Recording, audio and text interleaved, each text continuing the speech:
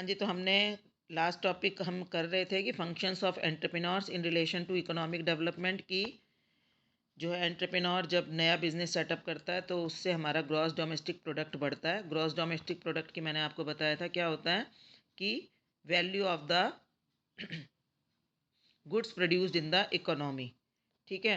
और जब अपनी प्रोडक्शन होती है, गुड्स की प्रोडक्शन होती है, उससे सबकी इनकम बढ़ती है और उससे क्या होता है हमारे टोटल जो है जीडीपी बढ़ता है।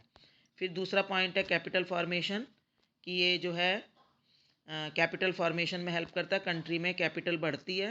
इन्वेस्टमेंट डिसीजन के कारण क्या होता है कई पूरी इकोनॉमी में मल्टीपल इफेक्ट होता है और उससे इकोनॉमी में ग्रोथ होती है।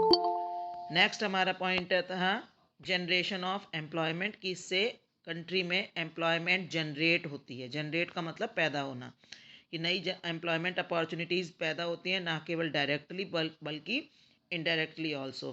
काफ़ी लोग जो हैं उस बिज़नेस के साथ जुड़ते हैं, अपनी अपनी लिवलीहुड, अपनी अपनी इनकम अर्न करने के लिए अलग अलग तरीके से लोग इनकम अर्न करते हैं, तो उससे एम्प्लॉयमेंट बढ़ती है।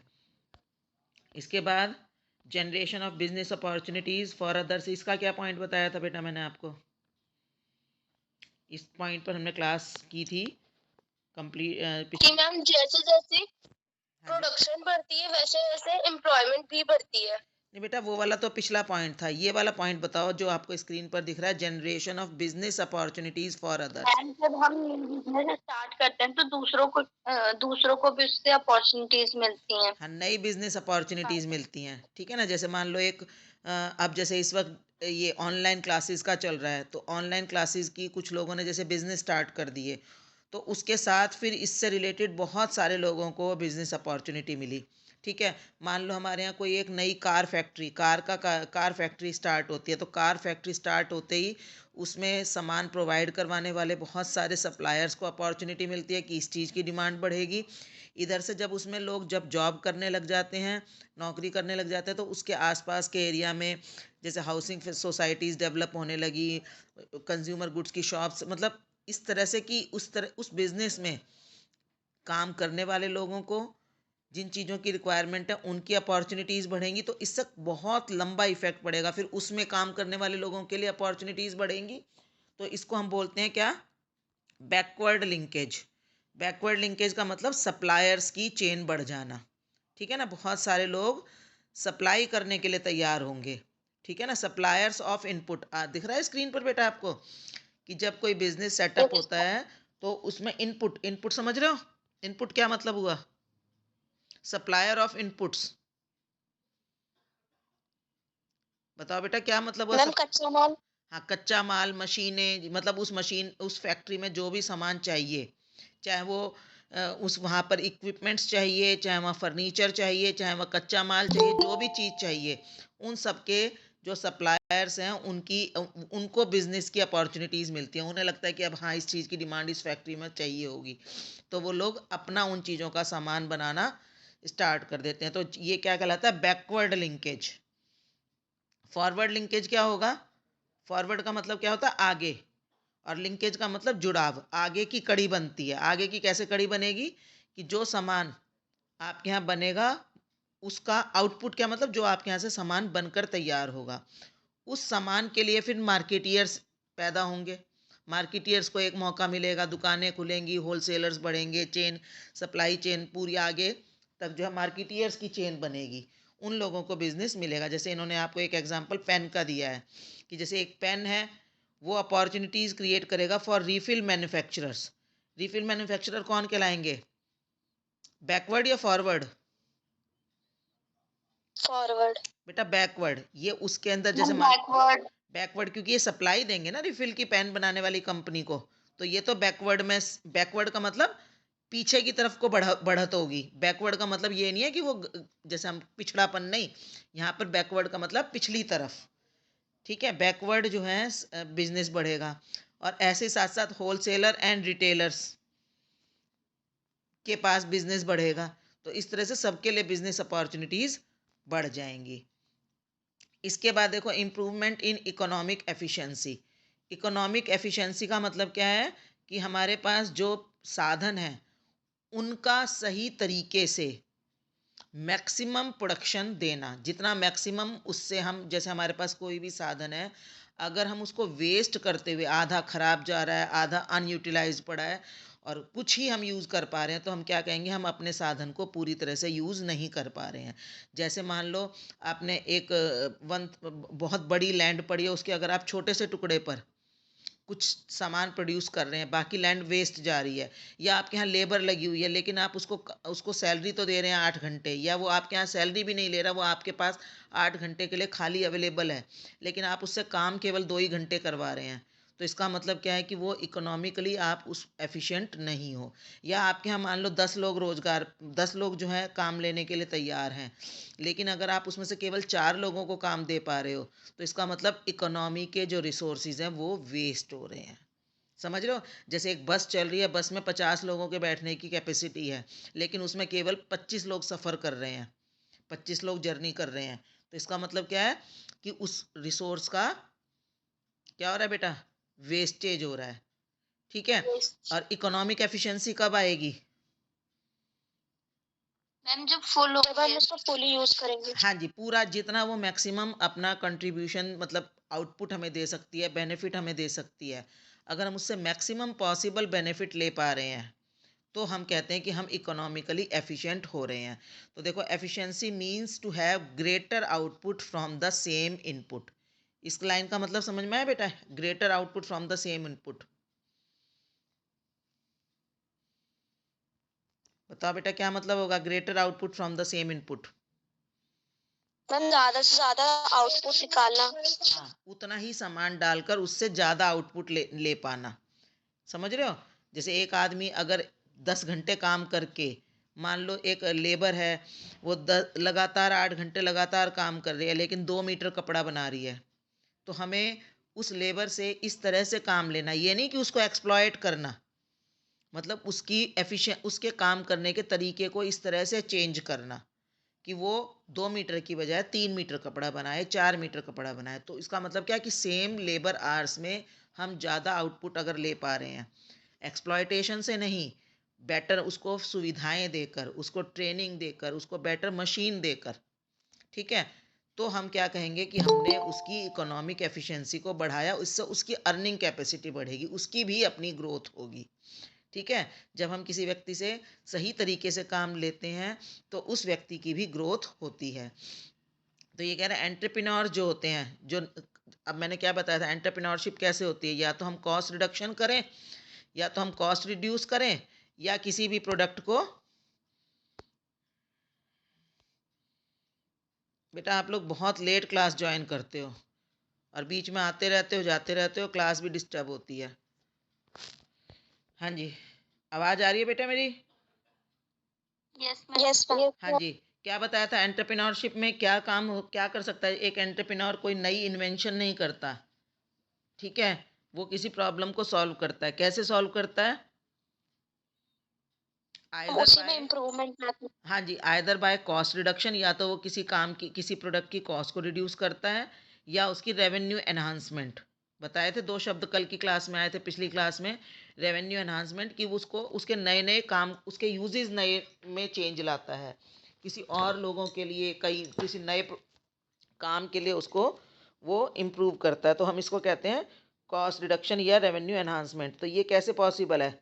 By improving process, reducing waste, increasing yield. कि या तो वो प्रोसेस इम्प्रूव करे उस काम के करने की, ऐसे इम्प्रूव करे कि उससे वेस्ट रिड्यूस हो, मतलब कि वेस्ट जो है, जो या वेस्ट निकलती है तो उसका रीयूटिलाइजेशन करे, या इंक्रीजिंग यील्ड, यील्ड का मतलब प्रोडक्शन बढ़ाए, या bringing about technical progress, that is by altering labour capital ratio. Labour capital ratio की जितनी हमने मशीनरी पर लेबर लगाकर जितना हम काम ले रहे हैं, उस काम को जो है, आप उस आउटपुट को बढ़ाना, तो इसको कहते हैं labour capital ratio. If labour is provided with good implements, यानी कैपिटल, इट प्रोडक्टिविटी इंक्रीजेज। तो इस तरह से उनकी प्रोडक्टिविटी इंक्रीज होगी। जैसे लेबर को हम बेटर जो है टेक्निक प्रोवाइड करवाएं, उसको बेटर मशीनें प्रोवाइड करवाएं, तो उससे हमारी लेबर कैपिटल, जो हमारी जो लेबर की प्रोडक्टिविटी है वो इंक्रीज होगी। तो इससे क्या होगा, ओवरऑल जो पूरी इकोनॉमी है उसमें डेवलपमेंट हो पाएगी। ठीक है। नेक्स्ट है increasing the spectrum and scope of economic activities. ठीक है, स्पेक्ट्रम एक तरह से दायरा, कि development does not merely mean more and better of the existing, it also and more crucially means diversification of economic activities across the geographical sectoral and technological scope.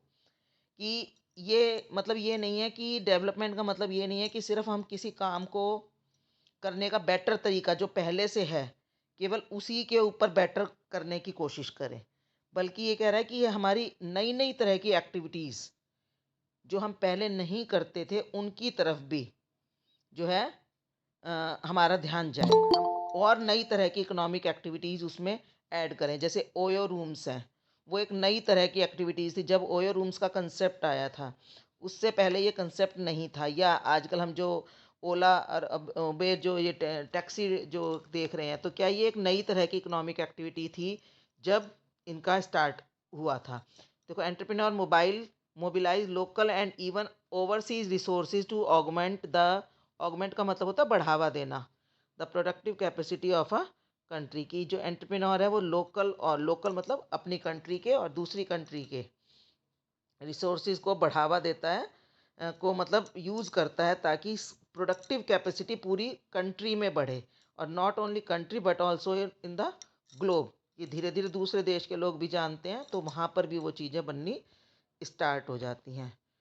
ठीक है, तो इस तरह से जब एंटरप्रेन्योर का जो रोल है वो पूरी इकोनॉमिक डेवलपमेंट में बहुत ज़्यादा होता है। जब एंटरप्रेन्योरशिप की डेवलपमेंट होती है, एंटरप्रेन्योरशिप बढ़ती है, तो इकोनॉमिक डेवलपमेंट अपने आप होनी स्टार्ट हो जाती है। अब हमारा जो नेक्स्ट टॉपिक है जो हमारे सिलेबस में है वो है प्रोसेस ऑफ एंटरप्रेन्योरशिप डेवलपमेंट। कि एंटरप्रेन्योरशिप की डेवलपमेंट का प्रोसेस क्या है। ठीक है, हम कह रहे हैं कि एंटरप्रेन्योरशिप का जो माइंडसेट चेंज करना और जो है लोगों में जो हमारी यंग जनरेशन है ख़ास तौर पर उनको एंटरप्रेन्योर बनने के लिए तैयार करना, वो कैसे होगा। तो अब जैसे ये कह रहे हैं entrepreneurship does not emerge spontaneously. Spontaneously मतलब अपने आप। कि जो एंटरप्रेन्योरशिप है यानी कि एक व्यक्ति के अंदर बिजनेसमैन बनने की जो क्षमता है या इच्छा है वो अपने आप नहीं आती। It is the outcome of a dynamic process of interaction between a person and his environment.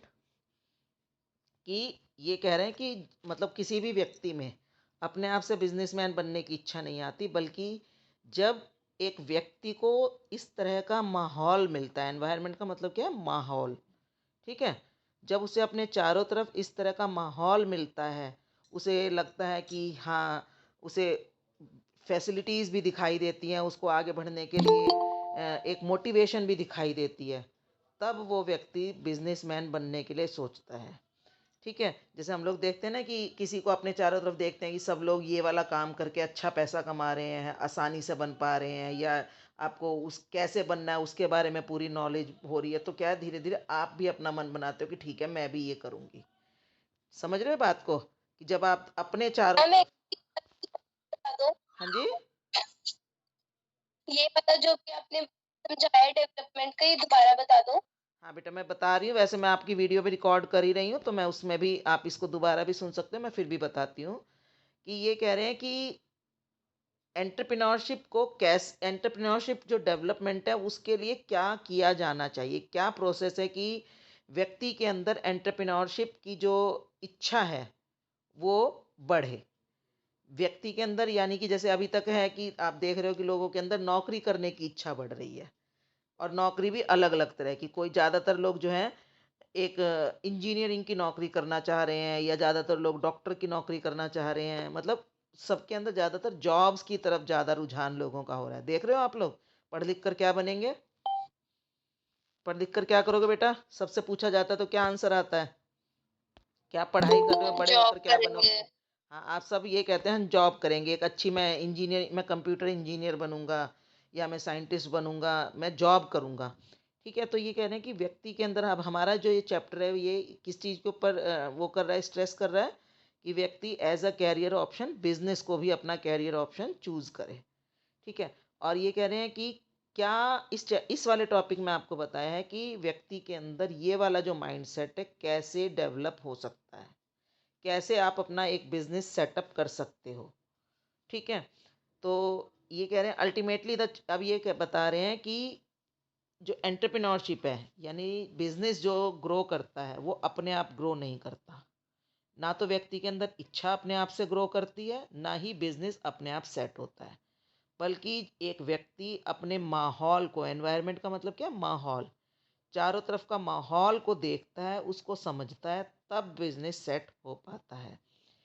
Ultimately the choice of entrepreneurship as a career lies with an individual. ये एक इंडिविजुअल यानी कोई भी जो यंग जनरेशन में, खासतौर पर जो लोग अब एम्प्लॉयमेंट के लिए तैयार हो रहे हैं, जॉब के लिए तैयार हो रहे हैं या पढ़ रहे हैं, जिनको अब कैरियर चूज करना है, तो वो अपने आप जो है एंटरप्रेन्योर बनने की चॉइस रखेंगे। इसके लिए yet she must see it is a desirable as well as feasible option. तो उसको ये देखना चाहिए कि जब वो मतलब इसको बिजनेस को एज कैरियर चूज कर रहे हैं, तो उसको एक डिज़ायरेबल, पहले से एक इच्छा वाला होना चाहिए, और साथ साथ ये नहीं कि सिर्फ मेरी इच्छा है, बल्कि ऐसा उसको, जब वो ऑप्शन इसको एज अ बिजनेस चूज करें, एज अ कैरियर जो है चूज करें, तो उससे उनको बेनिफिट भी हो। तो in this regard it becomes imperative to look at both factors in the environment, कि क्या क्या एनवायरमेंटल फैक्टर्स हैं।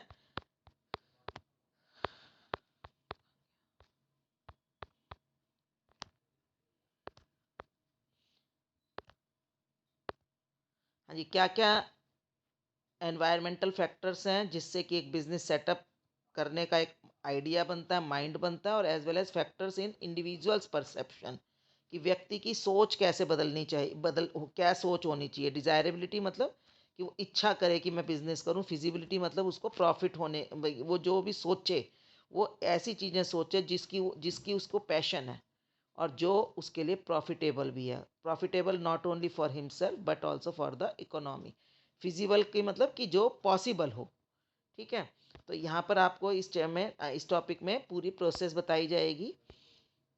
देखो, पहले हम कहेंगे अपॉर्चुनिटी स्काउटिंग। तो सबसे पहला जो एंटरप्रेन्योरशिप डेवलपमेंट के लिए ज़रूरी है कि व्यक्ति अपने एनवायरनमेंट को समझे। ये मैंने आपको, जो हमने कंपनी फॉर्मेशन वाले जो चैप्टर में प्रमोटर्स के लिए बताई थी, ये वही पॉइंट है। प्रमोटर एक्चुअली में कौन है? वो भी एंटरप्रेन्योर है ना। बस वो चैप्टर हमने एक जॉइंट स्टॉक कंपनी के पॉइंट ऑफ व्यू से किया था, ये हम एक किसी भी बिजनेस के पॉइंट ऑफ व्यू से कर रहे हैं, कि जो व्यक्ति बिजनेस सेट करना चाहता है, तो सबसे पहले उसको अपॉर्चुनिटीज़ को सर्च करना पड़ेगा। उसको, एंड ये नहीं है कि ए ऑल ऑफ अ सडन वो ये कह देगा कि मैं इस चीज़ का बिजनेस करूँगा। उसको सबसे पहले जो भी, जहाँ उसे लगता है कि अपॉर्चुनिटीज़ उसे नज़र आ रही हैं, वो उन अपॉर्चुनिटीज़ को कैश करने की कोशिश करेगा। अब आप कहोगे मैडम अपॉर्चुनिटीज़ कहाँ से नज़र आएंगी? अपॉर्चुनिटीज़ नज़र आने के लिए देखो, अपॉर्चुनिटीज़ वैसे हमेशा अराइज होती हैं। अब किसी भी बिजनेस की जो शुरुआत होती है, वो किसी प्रॉब्लम से होती है। प्रॉब्लम अपनी नहीं, अपनी भी हो सकती है और सोसाइटी की भी। ठीक है। जो बड़े जो सक्सेसफुल एंटरप्रेन्योर्स बनते हैं, वो अपने चारों तरफ कोई सोसाइटी में ऐसी प्रॉब्लम सर्च करते हैं जिसका वो सॉल्यूशन दे सकते हैं। समझ रहे हो? कि हमें कोई चीज़ प्रॉब्लम नज़र आई, हमें लगा कि ये प्रॉब्लम हमारे साथ नहीं बल्कि औरों के साथ भी है, तो हमने उस प्रॉब्लम को दूर करने के लिए स्टेप उठाना है। ये सबसे पहली स्टेटमेंट होती है। अब ये प्रॉब्लम कैसे नज़र आएगी? ठीक है। किस प्रॉब्लम को सॉल्व करने के लिए एक एंटरप्रेन्योर जो है कदम उठाएगा? तो वो प्रॉब्लम नज़र आएगी आइदर थ्रू पर्सनल ऑब्जर्वेशन, कि वो महसूस कर रही है। ठीक है। आमतौर पर लोग, क्या होता है कि प्रॉब्लम के साथ जीना सीख लेते हैं। उस अधिकतर लोगों को प्रॉब्लम प्रॉब्लम ही नज़र नहीं आती, उन्हें लगता है कि ये एक लाइफ का एक रूटीन है, और उसको वो ग्रांटेड लेना शुरू कर देते हैं। लेकिन जो एंटरप्रेन्योर होता है, वो उस प्रॉब्लम को रियलाइज़ करता है। ये चीज़ समझ में आ रही है बेटा, क्या मतलब हुआ इसका? जैसे आपने सैनिटरी पैड्स की अगर हम बात करें, जो सैनिटरी पैड्स के बिजनेस स्टार्ट हुए, बनाना शुरू हुआ, ये सब किस तरह से कि किसी ने प्रॉब्लम को महसूस किया। या अगर आप किसी भी चीज़ को देखो, जितने भी प्रोडक्ट हैं, किसी ना किसी प्रॉब्लम को व्यक्ति पर्सनल ऑब्जर्वेशन से जो है महसूस करता है, और या इन्वेंशन या डिस्कवरी से। Personal professional contacts networks and experiences में help in identifying business opportunities. कि आपके किसी भी तरह के कॉन्टैक्ट से, किसी से बात करके, किसी को समझकर या खुद महसूस करके हमें प्रॉब्लम नज़र आती है, और फिर हम उसको समझ पाते हैं कि क्या हम इसको बिजनेस में कन्वर्ट कर सकते हैं। ठीक है, किसी भी प्रॉब्लम को हम, आप लोग भी अपने चारों तरफ देखो कि क्या कुछ ऐसी प्रॉब्लम्स हैं जिसके साथ हम अपनी लाइफ स्पेंड कर रहे हैं। तो क्या हम उस प्रॉब्लम को, इवन कोई एग्जिस्टिंग प्रोडक्ट है, आप देखोगे प्रोडक्ट्स में भी, आप देख हर कंपनी जो है थोड़े थोड़े टाइम के बाद उसके अंदर कुछ नया ऐड करती है, कुछ नयापन लाती है। वही प्रोडक्ट होता है, उसके अंदर एक और फीचर ऐड कर दिया, एक और फीचर ऐड कर दिया। तो ये एक और फीचर जो ऐड किया, ये क्या है एक्चुअली में, कि प्रोडक्ट आ गया है लेकिन इसके बावजूद उसमें कोई एक प्रॉब्लम नज़र आ रही है, तो चलो उस प्रॉब्लम को हम रिमूव करते हैं। फिर कोई और नई प्रॉब्लम नज़र आई तो वो प्रॉब्लम रिमूव करते हैं। तो इस तरीके से हमें प्रॉब्लम नज़र आने लगती हैं और हम उनको फिर रिमूव करने की कोशिश करते हैं। तो इसके लिए जैसे अब बताया कि आप या तो पर्सनली ऑब्जर्व करो या किसी से बात करो, या हम इवन पब्लिश्ड रिपोर्ट्स पर, कई बार क्या होता है ना, सर्वेज वगैरह में पता चलता है। जैसे कि अभी किसी की मैं देख रही थी रिपोर्ट, कि मैंने सर्वे में देखा कि हमारी कंट्री में इतना फूड जो है वेस्ट हो जाता है, या इतने मतलब जो फ्रूट्स हैं वो वेस्ट हो जाते हैं जस्ट इसलिए कि लोगों को पहचान नहीं है, या मतलब हमारा प्रोसेस्ड फूड ख़राब हो जाता है क्योंकि इसमें गलत इंग्रेडिएंट्स डल गए, उनकी पहचान नहीं हो पाती। तो हमने ऐसी डिवाइस बनाई है कि जो फ्रूट्स की पहचान कर सके, कि वो पहले से यूज़ करने से पहले ही पता लग सके कि ये ख़राब है या सही है ना? तो ये कैसे पता चला उन्हें? पब्लिश्ड रिपोर्ट एंड सर्वेज से, कि हमारे यहाँ इंडिया में इतना, या हमारे यहाँ ये चीज़ इतनी वेस्ट हो जाती है, या हमारे यहाँ इतने बच्चे जो हैं इलिटरेट हैं, या हमारे यहाँ इतनी परसेंट लेडीज़ इस तरह से बीमार हो जाती हैं, या हमारी इतनी परसेंट लेडीज़ अपना टाइम इसमें लगाती हैं, इतनी परसेंट सीनियर सिटीजन्स को ये प्रॉब्लम है। तो उनसे भी हम अपनी अपॉर्चुनिटीज सर्च कर सकते हैं। अब ये कह रहे हैं कि most of us have a consumer mindset. हम लोग ज़्यादातर क्या करते हैं, जब हमें कोई प्रॉब्लम रियलाइज़ होती भी है ना, तो ज़्यादातर हम क्या करते हैं कि उसको एज अ कंज्यूमर, उसके लिए अवेलेबल प्रोडक्ट को सर्च करना शुरू करते हैं। और अगर हमें उसकी अपनी प्रॉब्लम का सॉल्यूशन के लिए कोई ऑलरेडी अवेलेबल प्रोडक्ट मिल गया, तो हम उसको अपनी कैपेसिटी के अनुसार परचेज भी कर लेते हैं। लेकिन अगर उस प्रॉब्लम को दूर करने के लिए कोई प्रोडक्ट हमें नहीं मिला, तो हम क्या करते हैं, उसको बिजनेस अपॉर्चुनिटीज में कन्वर्ट करने की नहीं सोचते। बात समझ रहे हो? एंटरप्रेन्योर और एक नॉर्मल पर्सन में क्या डिफरेंस है? बताओ बेटा, यस मैम। क्या डिफरेंस है? बताओ, एक नॉर्मल पर्सन में और एक एंटरप्रेन्योर में।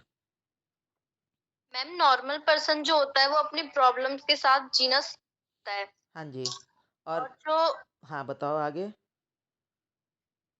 और मैम जो एंटरप्रेन्योर होता है वो प्रॉब्लम कैसे खत्म हो ये सोचता है कि उसके लिए क्या कर सकता हूँ मैं प्रॉब्लम खत्म करने हाँ, के लिए। और उसमें कुछ से नया अपने से लिए नया। बिजनेस अप उस वो इससे क्या होते हैं, दोनों चीज़ होती हैं, सोशल रिस्पॉन्सिबिलिटीज भी पूरी होती है, और उसको इकोनॉमिक डेवलपमेंट भी होती है, और उसको पर्सनल भी बेनिफिट होता है। तो ये वाली लाइन है, yes most ma'am. Of us have a consumer mindset. इसका मतलब क्या है कि जब हमें प्रॉब्लम रियलाइज होती है, तो आपने देखा होगा हम फटाफट नेट पर जाकर, आजकल तो बहुत आसान है, तो हम फटाफट नेट पर सर्च करने लगते हैं और उस पर लिख देते हैं जी, way to how to do this, how to do it, या how how to solve this problem. अब हमें उसका रेडीमेड सॉल्यूशन मिल गया तो ठीक है, और नहीं मिला तो क्या करते हैं, हम उस प्रॉब्लम के साथ ही, जीना सीख जाते हाँ, हैं। चल पड़ते हैं। ठीक है ना? और अगर एंटरप्रेन्योर होगा तो कहेगा, अच्छा, अरे वाह, इसके ये प्रॉब्लम है और इसके लिए तो कोई सॉल्यूशन है नहीं, कोई डिवाइस है नहीं, तो चलो मैं अपने आप से इन्वेंट करता हूँ। फिर वो मार्केट रिसर्च करता है, वो उसके लिए फिर आगे का स्टेप उठाता है। समझिए, पहला काम क्या है, प्रॉब्लम को आइडेंटिफाई करना। तो ये सारा इसमें पॉइंट में यही दे रखा है, कि ठीक है, समझ रहे हो ये चीज़?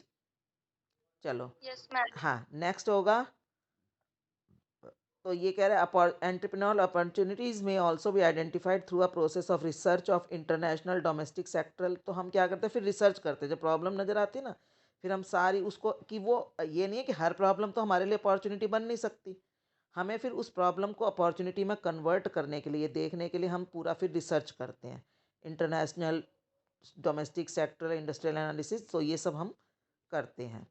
इसके बाद जो है हम करते हैं identification of specific product offering. ये चीज़ें बेटा बड़ी टेक्निकल हैं, इनको ध्यान से पढ़ना। मैं ये आपको पीडीएफ भेज दूंगी कि while the environmental scan leads to the discovery of more generalized business opportunities, there is a need to identify a specific product or service idea. अब क्या होगा कि जब आप रिसर्च करोगे तो आपको सारी जो इन्फॉर्मेशन है वो आपको मिल जाएगी। जनरल इन्फॉर्मेशन आपको पता चल जाएगा, अच्छा ये इस चीज़ को बनाने के लिए मुझे ये केमिकल चाहिए, तो वो अलग अलग जगह आपको वो केमिकल्स बिखरे हुए दिखेंगे अलग अलग रूप में। अब आपको अपनी ज़रूरत के अनुसार उन जनरलाइज्ड जो प्रोडक्ट्स आपको दिख रहे हैं उनको अपनी ज़रूरत के अनुसार प्रोडक्ट ऑफरिंग में कन्वर्ट करना है। ठीक है, identification of specific product offering. Deciding on the product offering makes the highest demand on the entrepreneur's creativity. Product offering का मतलब क्या है कि आप कैसा प्रोडक्ट ऑफर कर रहे हो वो डिपेंड करेगा बहुत सारी चीज़ों पर। एक तो आपकी अपनी क्रिएटिविटी पर, ठीक है, किस तरह से आप उस प्रॉब्लम को का सॉल्यूशन लेकर आ रहे हो।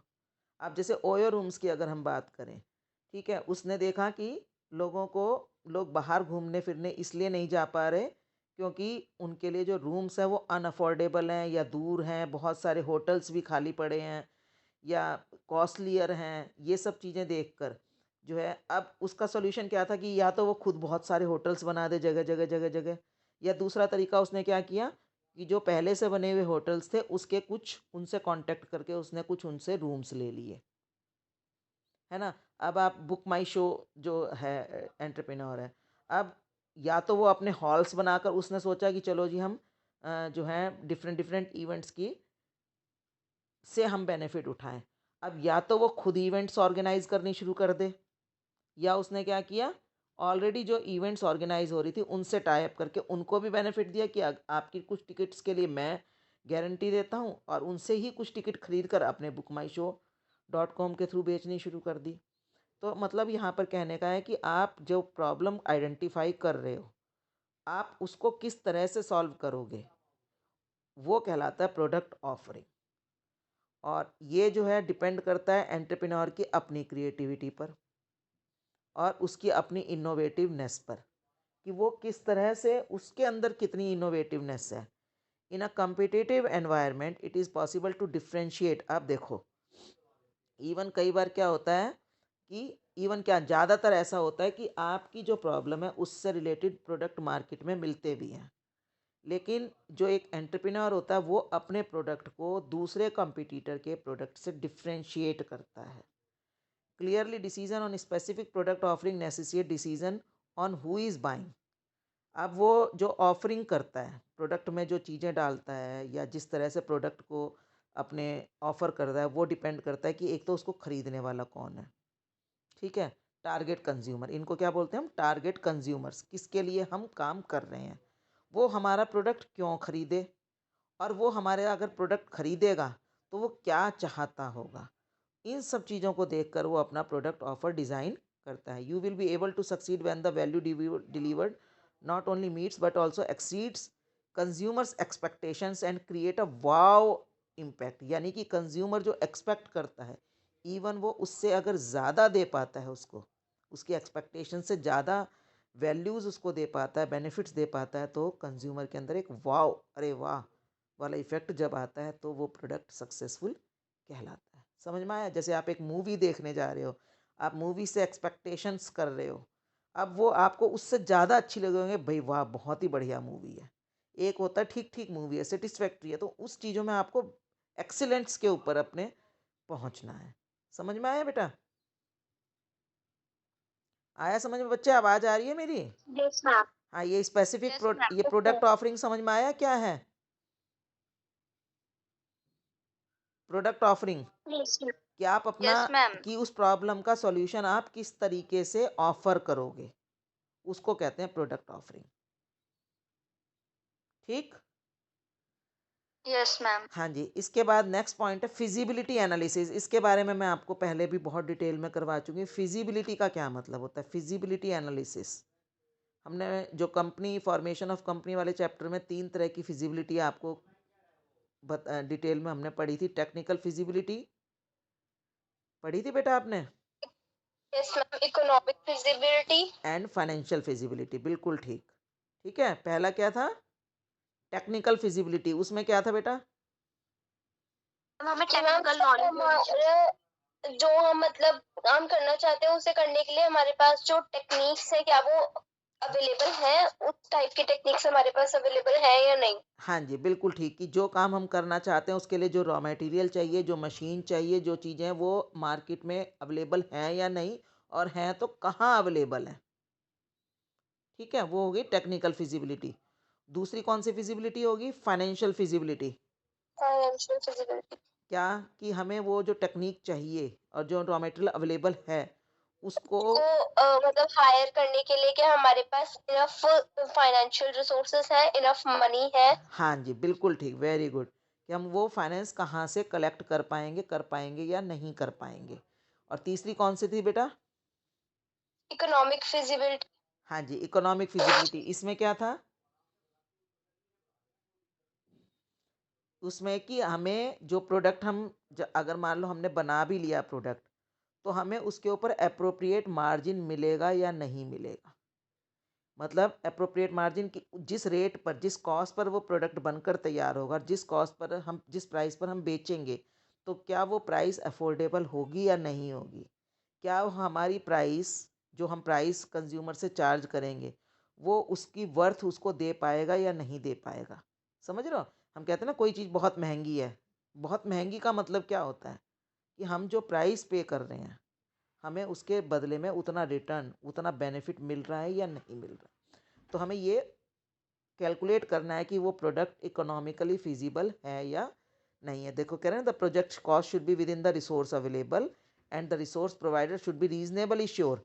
कि जो भी आपको रिसोर्सेज दे रहा है, फाइनेंशियल रिसोर्सेज, इन्वेस्टर्स जो हैं, उनको भी रिटर्न मिल जाए, उनको प्रॉफिट सही तरीके से मिल जाए, और जो भी उसमें रिस्क भी कम हो। तो इसका मतलब क्या है? कि idea must be financially and economically feasible also. There should be enough sales in the immediate and the prospect of growth in the foreseeable future. कि ये नहीं कि वो आज की तो प्रॉब्लम सॉल्व कर दे, लेकिन आपको फ्यूचर में उसकी ग्रोथ ना दिखाई दे रही हो। तो ये सब चीज़ों को आप में ध्यान रखना है कि ऐसा प्रोडक्ट होना चाहिए जो इमीडिएट सेल भी करे और फ्यूचर में भी सेल उसकी बढ़े। चलिए इसके बाद, मैम नेक्स्ट क्लास का टाइम। चलिए टाइम हो गया, चलिए अब हमारा ये टॉपिक भी ख़त्म हो गया है। अब नेक्स्ट टॉपिक में स्टार्टअप इंडिया स्कीम कल की क्लास में करवाएंगे। एंड मैम आपसे हाँ जी बोलो। मैम स्कूल खोलने के मतलब कब से है। बेटा वो तो आप भी न्यूज़ में देख रहे हो, मैं भी न्यूज़ में देख रही हूँ। उसके बारे में हम कुछ कह नहीं सकते। हालांकि हमें उम्मीद है मंडे से स्टार्ट होने की, मुझे तो उम्मीद है। बट इसके बारे में मैं कुछ नहीं कह सकती। जब स्कूल खुलेंगे तो बेटा आप भी स्कूल आना, हम भी आएंगे। ठीक है। Okay ma'am. हाँ चलिए, ये आप क्लासेस में आपको भेजती हूँ, रिकॉर्डेड क्लासेस आपकी। अच्छा, क्लासेस में वैसे समझने में कोई प्रॉब्लम आ रही है आपको इस नो वक्त? मैम। जो हम नो सब, मैम। हाँ, अगर आप क्लासेस को रेगुलरली अटेंड करोगे तो अभी आप सारी चीज़ें समझो। जब स्कूल में आओगे, और वैसे भी अगर आपको कोई डाउट्स होते हैं तो आप पूछ लिया करो। ठीक है। Okay ma'am. हाँ, और मैं आपको रिकॉर्डेड क्लासेस भेजती हूँ, आप क्लासेस देखा करो तो आपका अच्छे से टॉपिक रिवाइज भी हो जाएगा। ठीक है, चलिए। Okay ma'am. ओके।